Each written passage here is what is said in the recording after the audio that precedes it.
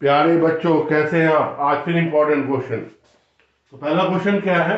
दो समरूप bulb B1 B2 चित्र के अनुसार दर्शाए गए हैं। जब कुंजी K को लगाया जाता है तो कौन सा बल्ब पहले प्रकाशित होगा?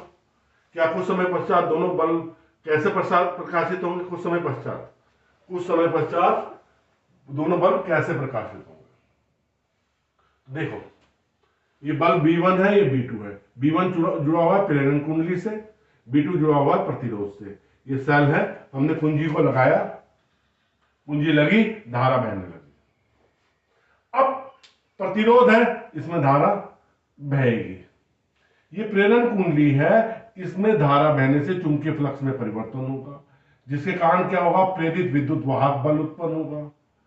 प्रेरित धारा उत्पन्न होगी, वो उसका विरोध करेगी, पर धारा इसके कंपैरिजन में B1 में देर से पहुंचेगी।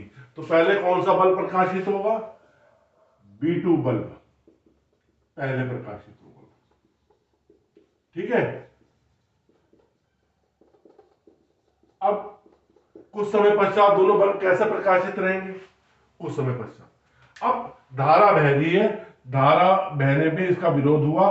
कुछ समय पश्चात कुंजी को जब हम लगातार लगाए रखेंगे तो इसमें क्या होगा? धारा एक समान रूप से अब दोनों में बहेगी, क्योंकि दोनों बल्ब समरूप है। तो धारा जब एक समान रूप से बहेगी, जो भी बल्ब धारा बहेगी, अब यहां पे विरोध खत्म हो जाएगा। किसका? प्रेरित विद्युत वाहक बल्ब। तो लेंज के नियम से तो अब धारा दोनों में समान रूप से बहने के कारण दोनों बल्ब समरूप होने के कारण एक जैसे प्रकाशित होंगे, एक जैसे प्रकाशित होंगे।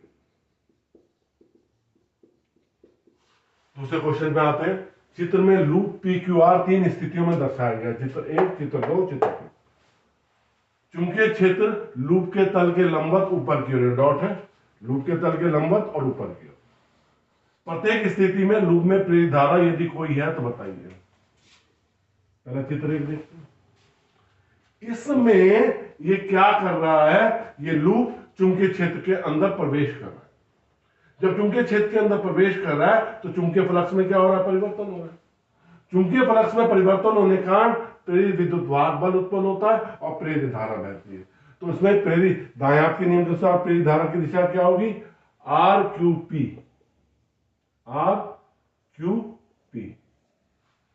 सेकंड में, सेकंड में क्या है?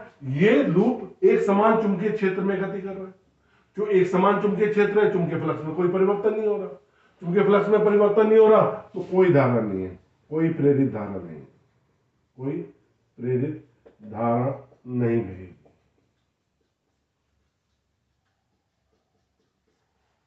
अब चित्र 3 में देखते हैं। ये लूप चुंबकीय क्षेत्र से बाहर निकल रहा है। अब जब लूप चुंबकीय क्षेत्र से बाहर निकल रहा है तो चुंबकीय फ्लक्स में परिवर्तन हो रहा है। चुंबकीय फ्लक्स में यहाँ पे चुंबकीय बल रेखाएं ज्यादा है, वहां चुंबकीय बल रेखाएं शून्य हो रही। तो चुंबकीय फ्लक्स में परिवर्तन होने के कारण क्या हो रहा है? प्रेरित विद्युत वाहक बल उत्पन्न हो रहा है। अब प्रेरित विद्युत वाहक बल उत्पन्न हो रहा है तो दाएं अंगूठे के नियम के अनुसार इसमें क्या होगी? प्रेरित धारा उत्पन्न होगी और उसकी दिशा क्या होगी? प्रेरित धारा की दिशा QRP, प्रेरित धारा की दिशा।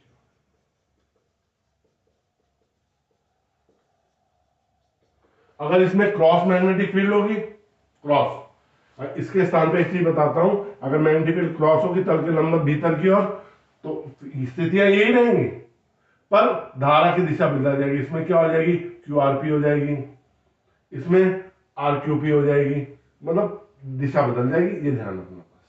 बच्चों, आपको इसी तरह इंपॉर्टेंट क्वेश्चन की वीडियो उपलब्ध करवाते रहेंगे। आप बोर्ड की तैयारी करते रहे। बहुत बहुत धन्यवाद।